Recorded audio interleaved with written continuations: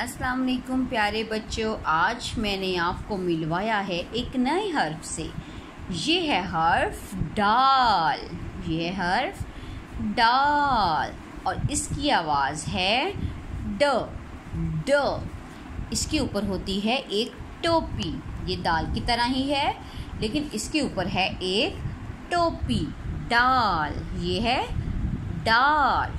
डाल से ड से डॉक्टर, ड से डब्बा, ड से डोल, ड से डोल। ये देखिए डॉक्टर, डोल और डॉक्टर के पास है डब्बा। चलिए नज़्म पढ़ते हैं। डोल है छोटा, डब्बा बड़ा है।